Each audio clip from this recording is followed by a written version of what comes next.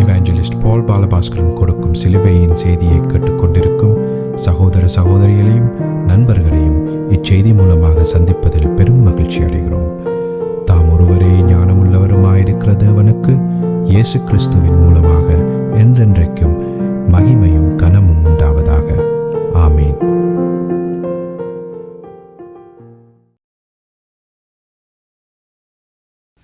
நான் போல் பாலபாஸ்கரன். நான் ஒரு இவாஞ்சலிஸ்ட். சிலுவையின் செய்தி என்ற இந்த நிகழ்ச்சியில் என் சகோதரர்கள், என் சகோதரிகள், என் நண்பர்கள் எல்லோரையும் சந்திப்பதில், மறுபடியும் சந்திப்பதில் நான் பெரும் மகிழ்ச்சி அடைகிறேன். இந்த அருமையான நேரத்தை கர்த்தராகிய இயேசு கிறிஸ்து எங்களுக்கு ஒதுக்கி தந்திருக்கிறார். இந்த நேரத்தில் கர்த்தருடைய வேத வார்த்தைகளை உங்களோடு பகிர்ந்து கொள்வது எனக்கு மிகுந்த சந்தோஷத்தை அளிக்கிறது என்பதை நீங்கள் அறிந்து கொள்ள வேண்டும். கர்த்தருடைய வார்த்தை என்று சொல்லும் பொழுது எந்த காலமும் நான் முன்பு கூறினது போல் அதை திருப்பி நான் அதை சொல்ல விரும்புகிறதுன்ற காரணம், இது ஒரு மிக முக்கியமான ஒரு விஷயம். கர்த்தருடைய வார்த்தை என்று சொல்லும் பொழுது எந்த காலமும் அது சிலுவையில் அறையப்பட்ட இயேசு கிறிஸ்துவை பற்றியே பிரகடனப்படுத்துகிறது என்ற உண்மையை நாம் தெளிவாக அறிந்திருக்க வேண்டும். அந்த உண்மையை நம்முடைய இருதயத்தில் உறுதியாக நாட்டியிருக்க வேணும். அந்த உண்மையை இடவிடாமல் நாங்கள் விசுவாசிக்க வேணும். அந்த விசுவாசத்தில் நிலைத்திருக்க வேணும். அதற்கு பேர் தான் விசுவாசம் என்று உங்களுக்கு ஏற்கனவே நான் சொல்லியிருக்கிறேன். விசுவாசம் என்று சொல்லும் பொழுது சிலுவையில் அறையப்பட்ட இயேசு கிறிஸ்து, அந்த சிலுவையில் அறையப்பட்ட இயேசு கிறிஸ்துவை விசுவாசிக்கிறதற்கு பேர் தான் சுருக்கமாக விசுவாசம் என்று சொல்லப்படுகிறது. ஆனபடியால் அந்த சிலுவையில் அறையப்பட்ட இயேசு கிறிஸ்து என்ற சொற்றொடர் நம்முடைய இருதயத்தில் பலமாக ஊன்றப்பட்டிருக்க வேணும் என்பதை நான் மறுபடியும் என் சகோதரர்களுடைய ஞாபகத்துக்கு கொண்டு வர விரும்புகிறேன். நாங்கள் இப்பொழுது வேத வாக்கியத்திற்கு போவோம். ரோமர் 7:23. ஆகிலும் என் மனதின் பிரமாணத்துக்கு விரோதமாய் போராடுகிற வேறொரு பிரமாணத்தை என் அவயவங்களில் இருக்க காண்கிறேன். அது என் அவயவங்களில் உண்டாயிருக்கிற பாவ பிரமாணத்துக்கு என்னை சிறையாக்கி கொள்கிறது. பவுல் அப்போஸ்தலர் தன்னுடைய அனுபவத்தை தெளிவாக சொல்லியிருக்கிறார். தன்னுடைய மனதிலே ஒரு விருப்பம் உண்டு, அந்த விருப்பத்துக்கு ஒரு வலிமை உண்டு. ரெண்டையும் சேர்த்து மனதின் பிரமாணம் என்று சொல்லப்படுகிறது. அந்த மனதின் பிரமாணத்துக்கு ஏற்ற மாதிரி நான் செய்ய போகும் பொழுது என்ன அவயவங்களில் உண்டாயிருக்கிற பாவ பிரமாணத்துக்கு நான் சிறையாக்கப்படுகிறேன் என்று சொல்லி அவர் தன்னுடைய சொந்த அனுபவத்தை பற்றி சொல்லியிருக்கிறார். இது ஒரு மிக முக்கியமான ஒரு வசனம். ஏராளமான கிறிஸ்தவர்கள் இதே விதமான அனுபவத்தை உடையவர்களாக இருக்கிறார்கள். ஆனால் அவர்கள் அதை அறியாமல் இருக்கிறார்கள். பவுல் அப்போஸ்தலர் அறிந்திருக்கிறார். ஆனால் அநேகமான கிறிஸ்தவர்கள், மறுபிறப்பு பெற்ற கிறிஸ்தவர்கள் இதனை அறியாமல் இருக்கிறார்கள் என்பதை நாம் தெளிவாக அறிந்து கொள்ள வேண்டும். இப்பொழுது இது பற்றி நாங்கள் விவரமாக பார்ப்பதற்கு ஏதுவாக ஜெபத்திற்கு கடந்து செல்லுவோம். அருமையானங்கள் பிதாவே உமக்கு ஸ்தோத்திரம். பரலோகத்தின் பிதாவே உமக்கு ஸ்தோத்திரம். கர்த்தராகிய எங்கள் ஆண்டவரே உமக்கு ஸ்தோத்திரம். கர்த்தர் நல்லவரே உமக்கு ஸ்தோத்திரம். ஓ கர்த்தர் பெரியவரே உமக்கு ஸ்தோத்திரம். கர்த்தர் துதிக்கப்படத்தக்கவர் ஸ்தோத்திரம். கர்த்தர் மாறாதவரே ஸ்தோத்திரம். துதியின் மத்தியில் வாசம் செய்கிறவரே உமக்கு அண்டண்டைக்கும் ஸ்தோத்திரம். அருமையான பிதாவே, உம்முடைய குமாரன் இயேசு கிறிஸ்துவே பலியாக சிலுவையிலே ஒப்பு கொடுத்து அவருடைய வெளியேறப்பெற்ற இரத்தத்தினால் தேவரீர் நீர் எங்களை மீட்டு கொண்டீர். அதற்காக அண்டண்டைக்கும் ஸ்தோத்திரம்.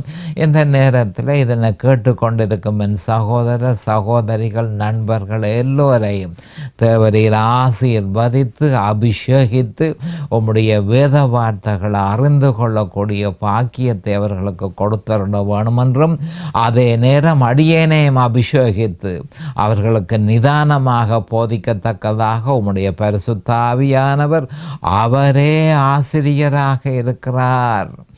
அவரே போதனையை செய்ய வேணும் என்று இயேசு கிறிஸ்துவின் நாமத்தினால் கேட்டுக்கொள்கிறேன் பிதாவே. ஆமேன் and amen and amen. Hallelujah, hallelujah, hallelujah, hallelujah, hallelujah. Thank you Jesus. Praise the Lord, praise the Lord, praise the Lord. அப்போ இந்த ரோமர் 7:23க்கு நான் முன்பு கொடுத்த அதே தலையங்கத்தையே கொடுத்திருக்கிறேன். மனதின் பிரமாணம், மனதின் பிரமாணம் என்ற அந்த தலையங்கத்தை நாம் ஞாபகப்படுத்தி கொள்ள வேணும். மிக முக்கியமான ஒரு விஷயம் என்பதை அறிந்து இதை கேட்பவர்கள் மிகுந்த கவனத்தோடு உன்னிப்போடு இதை கவனிக்க வேணும் என்று கேட்டுக்கொள்கிறேன். அப்போ கிறிஸ்தவர்களாகிய நம்முடைய மனது புதிதாகி எப்படி மறுரூபமாக்கப்படுகிறது என்பது பற்றி ரோமர் 12 அதிகாரம் 1 வசனம் 2 வசனத்தில் பரிசுத்த ஆவியானவர் பவுல் அப்போஸ்தலர் மூலம் கூறப்பட்டிருக்கிற வேத வாக்கியங்களின் தாற்பயத்தை விவரமாக பார்ப்போம். மறுபடியும் சொல்ல விரும்புகிறேன், கிறிஸ்தவர்களாகிய நம்முடைய மனது புதிதாகி எப்படி மறுரூபமாக்கப்படுகிறது என்ற விவரம் ரோமர் 12 அதிகாரம் 1 வசனத்திலும் 2 வசனத்திலும் பரிசுத்த ஆவியானவரால் பவுல் அப்போஸ்தலர் மூலம் கூறப்பட்டிருக்கும் இந்த வேத வாக்கியங்களின் முக்கியத்துவத்தை சற்று விவரமாக நாங்கள் பார்ப்போம். இப்பொழுது அந்த வேத வாக்கியத்திற்கு போவோம்.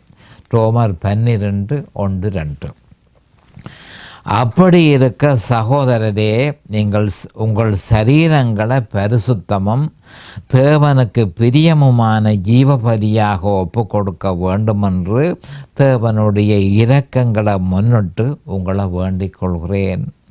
இதுவே நீங்கள் செய்யத்தக்க புத்தி உள்ள ஆராதனை. நீங்கள் இந்த பிரபஞ்சத்திற்கு ஒத்த வேஷம் தெரியாமல் தேவனுடைய நன்மையும் பிரியமும் பரிபூரணமுமான சித்தம் இன்னதென்று பகுத்தறியத்தக்கதாக உங்கள் மனம் புதிதாகிறதுனாலே மறுரூபமாகுங்கள். உங்கள் மனம் புதிதாகிறதுனாலே மறுரூபமாகுங்கள். இப்போ நாங்கள் சுருக்கமாக இப்போ பார்க்க போகிற விஷயம் என்னென்று சொன்னால், நம்முடைய மனது எப்படி புதிதாகிறது. அப்போ புதிதாகிற மனதால் எப்படி நாங்கள் மறுரூபமாக்கப்படுகிறோம் என்ற விவரத்தை நாங்கள் விவரமாக அறிந்து கொள்ள வேணும். இது மிக முக்கியமான ஒரு விஷயம். ரோமர் 1 அதிகாரத்திலிருந்து 11 அதிகாரம் வரை நாங்கள் முழுதுமாக அதனுடைய தாற்பயத்தை ஏற்கனவே அறிந்திருக்கிறோம். இனி கிறிஸ்தவ வாழ்க்கை நடத்துவதற்கு முதல் நாம் செய்ய வேண்டியது என்ன? கிறிஸ்தவ வாழ்க்கையை தேவனுக்கு முன்பாக இந்த கிறிஸ்தவ வாழ்க்கையை நடத்துவதற்கு முதல் நாம் என்ன செய்ய வேணும் என்ற விவரம் இங்கு சொல்லப்பட்டிருக்கிறது. ரோமர் 12:1-2. அப்போ ஒவ்வொரு வசனமாக பார்ப்போம். அப்படி இருக்க சகோதரரே, மறுபடியும் வாசிக்கிறேன், அப்படி இருக்க சகோதரரே. அப்போ பரிசுத்த ஆவியானவர் பவுல் அப்போஸ்தலர் மூலம் ரோம கிறிஸ்தவர்களுக்கு இந்த கிருபையின் செய்தியை அறிவிக்கிறார். பவுல் அப்போஸ்தலர் மூலம் பரிசுத்த ஆவியானவர் இந்த கிருபையின் செய்தியை அறிவிக்கிறார். அப்போ நாம் அறிய வேண்டியது என்னென்று சொன்னால், கிறிஸ்தவர்களாகிய நமக்கும் சேர்த்தே அது சொல்லப்பட்டிருக்கிறது என்பதனை நாம் அறிந்து உணர்ந்து அதன் தாற்பயத்தை அறிந்து கொள்ள முயற்சிக்க வேண்டும். அப்போ சகோதரரே என்று சொல்லப்படும் பொழுது ரோம கிறிஸ்தவர்களுக்கு அவர் சொல்லியிருக்கிறார். அப்போ ரோம கிறிஸ்தவர்களுக்கு மட்டும் இல்லை, உலகத்தில் உள்ள சகல கிறிஸ்தவர்களுக்கும் இதை பற்றி சொல்லியிருக்கிறார். அப்படி இருக்க சகோதரரே. அப்போ இதனை மிகுந்த கவனத்தோடு நாங்கள் இதனை அறிந்து கொள்ள முயற்சிக்க வேணும். அப்போ என்ன சொல்கிறார் என்று சொன்னால், அப்படி இருக்க சகோதரரே, நீங்கள் உங்கள் சரீரங்களை பரிசுத்தமும் தேவனுக்கு பிரியமுமான ஜீவ பலியாக ஒப்பு கொடுக்க வேண்டும் என்று. அப்போ ரோமர் 6ஆம் அதிகாரம் உங்களுக்கு நல்லா தெரியும், சிலுவையின் செய்தி உங்களுக்கு நல்லா தெரியும், ரோமர் 8ஆம் அதிகாரம் உங்களுக்கு நல்லா தெரியும், பரிசுத்த ஆவியானவர் எப்படி செயற்படுகிறதுன்ற விபரம் உங்களுக்கு தெரியும். இனி நீங்கள் செய்ய வேண்டியது தேவனுக்கு முன்பாக இந்த கிறிஸ்தவ வாழ்க்கையை எப்படி நடத்துறது. அப்போ அதை நடத்துறதுக்கு முதல் நீங்கள் என்ன செய்ய வேணும் என்று சொல்லி பரிசுத்த ஆவியானவர் தெளிவாக சொல்லியிருக்கிறார். நீங்கள் உங்கள் சரீரங்களை பரிசுத்தமும் தேவனுக்கு பிரியமுமான ஜீவ பலியாக ஒப்பு கொடுக்க வேண்டும் என்று. அப்போ இதை யார் சொல்கிறதுன்னு சொல்லிக்க பவுல் அப்போஸ்தலர் அல்ல, பரிசுத்த ஆவியானவரே இதனை செய்யுமாறு நம்ம வேண்டிக் கொள்கிறார். இப்போ நாம் அறிய வேண்டியது மகா பரிபூரணமான பரிசுத்தமான நீதியான தேவன் பரிபூரணமில்லாத பரிசுத்தமற்ற அநீதியான எதனையும் நம்மிடத்திலிருந்து ஏற்றுக்கொள்ளுவதில்லை என்பதை நாம் முதற்கண் அறிந்திருக்க வேண்டும். அப்போ அவர் மகா பரிசுத்தராக இருக்கிறார், மகா நீதிபரராக இருக்கிறார், மகா பரிசுத்தம் உள்ளவரும் பரிபூரணம் உள்ளவருமாக இருக்கிறார்.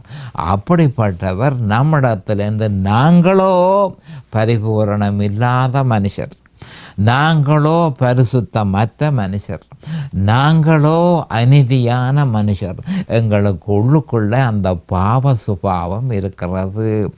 ஆனபடியால் இப்படிப்பட்ட குணாதிசயத்தை கொண்ட நம்மிடத்திலே இருந்து தேவன் எதனையும் ஏற்றுக்கொள்வதில்லை என்பதை நாம் முதற்கண் தெளிவாக அறிந்திருக்க வேண்டும். ஏனென்றால் லேவியராகமம் 11:44 சொல்லப்பட்டிருக்கிறது, நான் பரிசுத்தர். அப்போ கர்த்தாதி கர்த்தர் சொல்கிறார், நான் பரிசுத்தர், ஆகையால் நீங்களும் பரிசுத்தராயிருங்கள் என்று எழுதி இருக்கிறதே. அப்போ லேவியராகமத்தில் சொல்லப்பட்டிருக்கிற அதாவது தேவன் என்னத்தை எதிர்பார்க்கிறார் என்று சொன்னால், நீங்கள் நான் பரிசுத்தமாக இருக்கிற மாதிரி நீங்களும், என்னுடைய பிள்ளைகளாக வந்திருக்கிற நீங்களும் பரிசுத்தமாக இருக்க வேண்டும். 2வது கேள்வி இல்லை. அப்போ இதே வேத வாக்கியத்தை அப்போஸ்தலர் பேதுரு நமக்கு 1 பேதுரு 1:16 நினைப்பூட்டுகிறார். ஆகையால் பரிசுத்தத்தை வெளிப்படையான செயற்பாடுகளால் ஒரு பொழுதும் நம்மில் உருவாக்க இயலாதன்ற ஒரு உண்மையை நாம் அறிந்து கொள்ள வேணும். நான் பரிசுத்தர், நீங்களும் பரிசுத்தராக இருங்கள் என்று தெளிவாக சொல்லப்பட்டிருக்கிறது. அப்போ அந்த பரிசுத்தத்தை வெளிப்படையான செயல்களால், வெளிப்படையான செயற்பாடுகளால் ஒரு பொழுதும் நம்மில் உருவாக்க முடியாதென்ற உண்மையை நாம் தெளிவாக அறிந்திருக்க வேண்டும். உதாரணமாக கட்டளைகளையும் சட்டதிட்டங்களையும் பிரமாணங்களையும் சுயபலத்தினால் நிறைவேற்றுவதன் மூலம் ஒரு பொழுதும் பரிசுத்தம் சாத்தியப்படாதென்ற உண்மையை ஒவ்வொரு கிறிஸ்தவனும் அறிந்து கொள்ள வேண்டும். மறுபடியும் நான் சொல்லுகிறேன், கட்டளைகளை செய்கிறதால, சட்ட திட்டங்களை செய்கிறதால, பிரமாணங்களை செய்கிறதால, தேவனுடைய பிரமாணங்களை செய்கிறதால, மனுஷ கற்பனைகளை செய்கிறதால ஒரு பொழுதும் பரிசுத்தம் சாத்தியமாகாது என்ற உண்மையை ஒவ்வொரு கிறிஸ்தவனும் தெளிவாக அறிந்து கொள்ள வேண்டும். அப்போ அது சாத்தியப்படுமானால் கிறிஸ்து இந்த பூலோகத்துக்கு வந்து சிலுவைக்கு போய் தன்னை பலியாக கொடுக்க வேண்டிய அவசரம் இல்லை. நாம் ஒரு கட்டளையை செய்து, ஒரு பிரமாணத்தை செய்து பரிசுத்தத்தை நாம் உருவாக்க முடியுமா இருந்தால், கர்த்தராகிய ஆண்டவர் இந்த பூலோகத்துக்கு இறங்கி வந்து சிலுவைக்கு போக வேண்டிய அவசரம் இல்லை என்பதை நாம் தெளிவாக அறிந்து கொள்ள வேண்டும். அதை விட இது பெரிய விஷயம். அதாவது இயேசு கிறிஸ்து பரலோகத்தில் இருந்து இறங்கி வந்து இந்த மனுஷனுக்காக சிலுவைக்கு போக வேண்டியதாக இருந்தால் அது மனுஷன் நினைச்சிருக்கிற மாதிரி அல்ல, இது அதை விட பெரிய விஷயம் என்பதை மனுஷன் தெளிவாக அறிந்திருக்க வேணும். இது கலாத்தியர் 2:21 சொல்லப்பட்டிருக்கிறது. அப்போ ஆறார பரிசுத்தம் சாத்தியமாகிறது என்று சொன்னால் பரிசுத்த ஆவியினாலேயே பரிசுத்தம் சாத்தியமாகிறது. அதனை அவர் நம்மில் செயல்படுத்துவதற்கு அவர் நம்மிடத்தில் வேண்டிக் கொள்கிறது என்னவென்றால், நீங்கள் கிறிஸ்துவுக்குள் இருக்க வேண்டும். நான் பரிசுத்தத்தை உங்களில் உருவாக்க வேணுமா இருந்தால் உங்களிடத்தில் நான் வேண்டிக் கொள்வது என்ன, நீங்கள் கிறிஸ்துவுக்குள் இருக்க வேண்டும். இதுவே ஜீவனுடைய ஆவியின் பிரமாணமாக இருக்கிறது.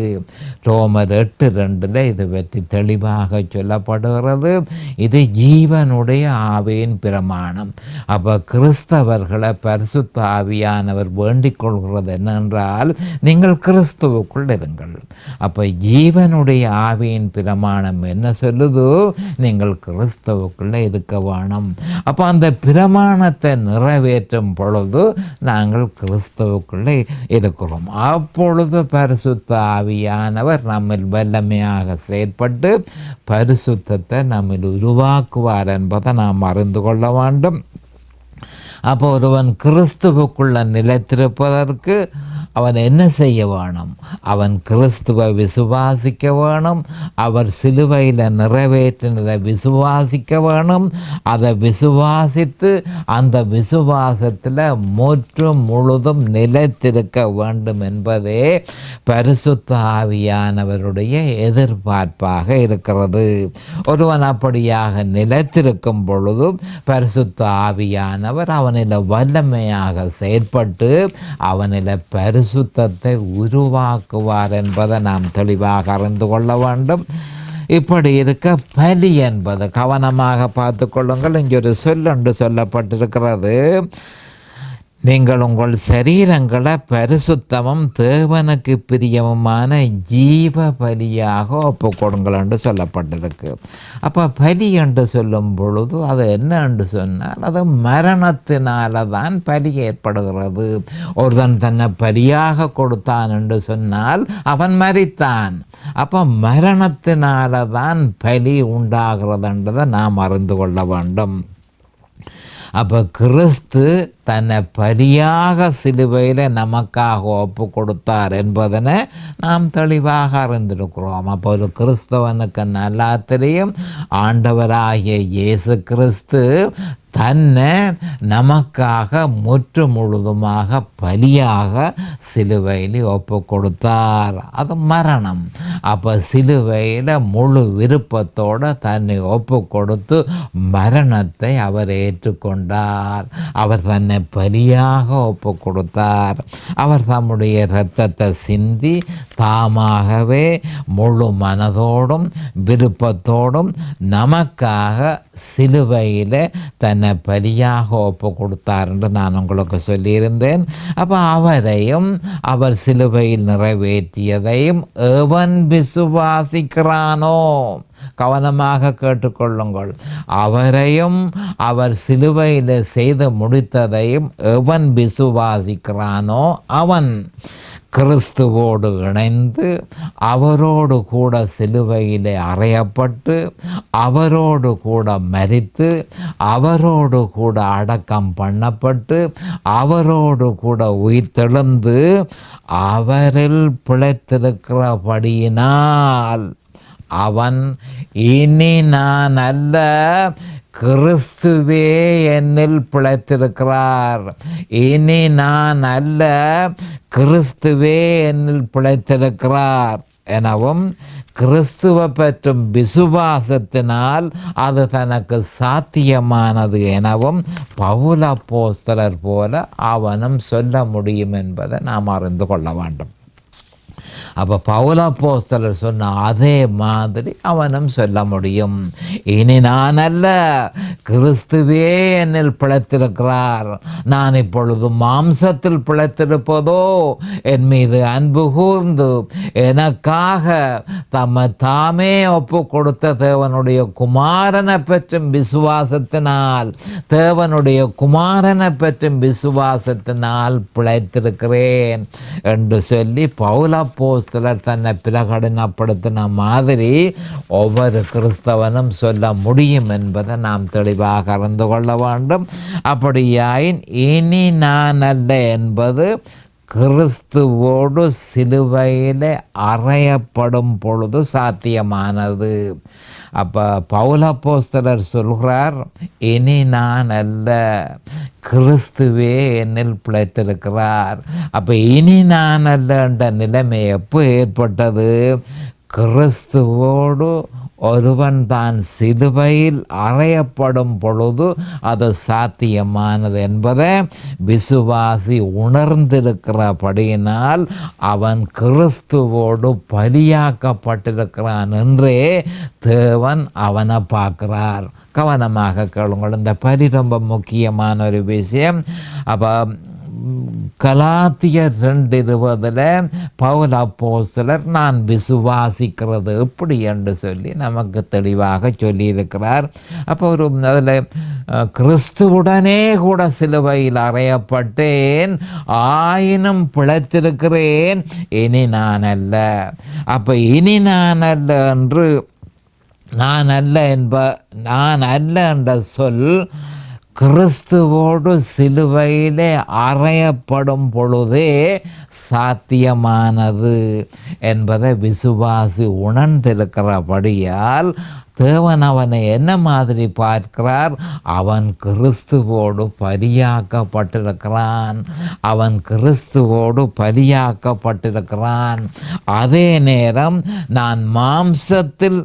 நான் இப்பொழுது மாம்சத்தில் பிழைத்திருப்பதோ என்ற வார்த்தையை பரிசீலனை செய்யும் பொழுது கலாத்தியர் 2:20 பவுல் அப்போஸ்தலரினால் சொல்லப்பட்ட நான் இப்பொழுது மாம்சத்தில் பிழைத்திருப்பதோ என்றதை பரிசீலனை செய்யும் பொழுது விசுவாசி தன்னை பலியாக ஒப்பு கொடுத்திருக்கிறான். அதே நேரம் மாம்சத்தில் பிழைத்திருக்கிறான் என்றும் தெளிவாக தெரியுது. அப்போ 2 விஷயம் நடந்திருக்குது. விசுவாசி தன்னை பலியாக சிலுவையிலே ஒப்பு கொடுத்திருக்கிறான். கிறிஸ்துவோடு சிலுவையிலே அறையப்படும் பொழுது அவன் தன்னை பலியாக சிலுவையிலே கிறிஸ்துவோடு ஒப்பு கொடுத்தான் என்றுதான் தேவன் பார்க்கிறார்.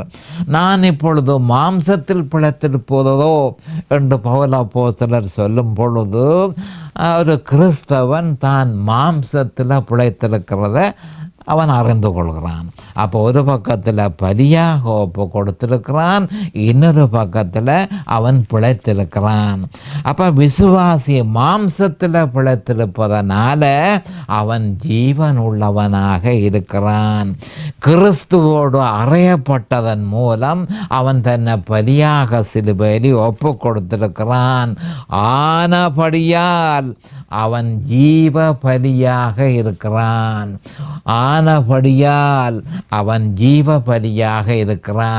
அப்போ ஜீவ பலி என்றால் அதனுடைய அர்த்தம் என்ன? ஒரு கிறிஸ்தவன் இயேசு கிறிஸ்துவோடு தான் சிலுவையில் அறையப்படும் பொழுது நான் அவரோடு கூட சிலுவையில் அறையப்பட்டேன் என்று சொல்லி அவன் விசுவாசிக்கும் பொழுது தேவன் அவன் கிறிஸ்துவோடு பலியாக்கப்பட்டிருக்கிறான் என்றே அவர் பார்க்கிறார். அதே நேரம் நான் மாம்சத்தில் பிழைத்திருப்பதோ என்று சொல்லப்படும் பொழுது அவன் உயிர் தெழுந்திருக்கிறான் என்றதை நாம் அறிந்திருக்க வேணும். அப்போ 2 விஷயம் நடந்திருக்கிறது. சிலுவையிலே அவன் அறையப்பட்டிருக்கிறதாக தேவன் பார்க்கிறார். மாம்சத்திலே அவன் இப்போ பிழைச்சிருக்கிறபடியால் அவன் பிழைத்திருக்கிறான் என்றும் அவர் பார்க்கிறார். அப்போ நாம் கவனமாக அறிய வேண்டிய விஷயம் என்ன? கிறிஸ்துவோடு அறையப்பட்டதன் மூலம் அவன் தன்னை பலியாக ஒப்பு கொடுத்திருக்கிறான். அதே நேரம் அவன் பிழைத்திருக்கிறதன் மூலம் ஜீவபலியாக இருக்கிறான். கவனமாக மிக முக்கியமான ஒரு விஷயம், இதனை திருப்பியும் சொல்ல போகிறேன். விசுவாசி மாம்சத்தில் பிழைத்திருப்பதனால் ஜீவன் உள்ளவனாக இருக்கிறான். கிறிஸ்துவோடு அறையப்பட்டதன் மூலம் தன்னை பலியாக ஒப்பு கொடுத்திருக்கிறான். ஆனபடியால் அவன் ஜீவ பலியாக இருக்கிறான் என்பது தெளிவாகிறது. அப்போ இந்த நிலைமையில் இருக்கும் பொழுது இனி நான் அல்ல. பவுல் அப்போஸ்தலர் இந்த நிலைமையில் இருக்கும் பொழுதே இனி நான் அல்ல என்று கூறியிருக்கிறார். அப்போ எந்த ஒரு மனுஷனும் அதே மாதிரி விசுவாசித்து, எந்த ஒரு கிறிஸ்தவனும் பவுல் அப்போஸ்தலர் மாதிரி விசுவாசித்து இனி நான் அல்ல, இது இந்த நிலைமையிலே ஒவ்வொரு மனுஷனும் வரவேணும், ஒவ்வொரு கிறிஸ்தவனும் வரவேணும் என்பதே தேவனுடைய எதிர்பார்ப்பாக இருக்கிறது. இதுவே தேவனுக்கு பிரியமானது. இது கிறிஸ்துவ பற்றும் விசுவாசத்தினாலேயே ஒரு விசுவாசிக்கு சாத்தியமாகிறது என்ற உண்மையை நாம் தெளிவாக அறிந்து கொள்ள வேண்டும். இதனை யார் நிறைவேற்றுகிறது? மனுஷனாலே இது முடியாது, பரிசுத்த ஆவியானவரே இதனை நிறைவேற்றுகிறார் என்பதை நாம் அறிந்து கொள்ள வேண்டும். விசுவாசியினுடைய எவ்வித முயற்சியினாலும் இது சாத்தியப்படாது. இதனை பரிசுத்த ஆவியானவர் நாம் நிறைவேற்றுவதற்கு நாம் கிறிஸ்துவ பற்றும் விசுவாசத்தில் நிலைத்திருக்க வேண்டியதே பரிசுத்த ஆவியானவருடைய வேண்டுகோளாக இருக்கிறது. பரிசுத்தமான சரீரம் பரிசுத்த ஆவியானவர் வாசம் செய்கிற தேவனுடைய ஆலயம். 1 கொரிந்தியர் 3:16 சொல்லப்பட்டிருக்கிறது, நீங்கள் தேவனுடைய ஆலயம். இந்த ஆலயத்தில் பரிசுத்த ஆவியானவர் வாசம் செய்கிறார். அப்படியான சரீரத்தையே தேவன் ஏற்றுக்கொள்ளுவார். அதுதான் ஜீவபலியாக ஏற்றுக்கொள்ளுவாரே தவிர வேறு எந்த சரீரத்தையும் அவர் ஏற்றுக்கொள்ள மாட்டார். அப்போ பரிசுத்த ஆவியானவர் வாசம் செய்யாத ஒரு சரீரத்தை தேவன் ஒரு பொழுதும் ஏற்றுக்கொள்ள மாட்டார். அவர் இருக்கிற ஆலயத்தை நிச்சயமாக தேவன் ஏற்றுக்கொள்கிறார். ஏனென்று சொன்னால் அதுதான் ஜீவபலி, அதுதான் ஜீவபலி என்றதை நாம் அறிந்து கொள்ள வேண்டும். அடுத்ததாக தேவனுடைய இரக்கங்களை முன்னிட்டு, தேவனுடைய இரக்கங்களை முன்னிட்டு கிறிஸ்துவை ஏற்றுக்கொண்ட பாவியை நீதிமானனை நியாயப்படுத்தினது தேவனுடைய இரக்கம். அவனை பரிசுத்தப்படுத்தியது தேவனுடைய இரக்கம். அவனை மகிமைப்படுத்தியது தேவனுடைய இரக்கம். இவைகள் ஒன்றும் விசுவாசியினுடைய தராதரத்தினால சாத்தியப்படவில்லை, விசுவாசியினுடைய முயற்சியினால சாத்தியப்படவில்லை. தேவனுடைய இரக்கத்தினாலேயே இது சாத்தியமானது என்பதை நாம் தெளிவாக அறிந்து கொள்ள வேண்டும். எபேசியர் 2:6-9 இது பற்றி விவரமாக சொல்லப்பட்டிருக்கிறது. நாம் நியாயப்படுத்தப்பட்டு தேவனுக்கு முன்பாக நீதிமான்களாக்கப்பட்டிருக்கிறபடியால் நாம் நீதியான வாழ்க்கை வாழ வேண்டியதாக இருக்கிறது. இப்பொழுது நேரம் சமீபமாகிவிட்டது. அடுத்த செய்தியிலே இன்னும் விவரமாக பார்ப்போம். அது வரைக்கும் கர்த்தராகிய இயேசு கிறிஸ்துவின் நாமத்தினால் நான் உங்களை ஆசீர்வதிக்கிறேன். அவருடைய கிருபையும் அவருடைய இரக்கமும் உங்களுக்கு தாராளமாக கிடைப்பதாக இயேசுவின் நாமத்தில் பரிசுத்த பிதாவே. ஆமேன் அண்ட் ஆமேன் அண்ட் ஆமேன். இந்த சிலுவையின் செய்தியை கேட்பவர்கள் அதன் ஆவிக்குரிய பலனை பூரணமாக அடைய வேண்டும் என்பதே நம்முடைய பிரார்த்தனையாகும். தொலைபேசி மூலம் தொடர்பு கொள்ள விரும்புவோர் 647-465-1224 மூலமும், இமெயில் மூலம் தொடர்பு கொள்ள விரும்புவோர் paulbalabhaskaran@gmail.com மூலமும் தொடர்பு கொள்ளலாம்.